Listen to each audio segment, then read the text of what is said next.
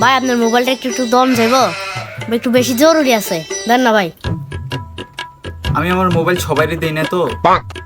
আচ্ছা তাও তুই যখন কইছস লক।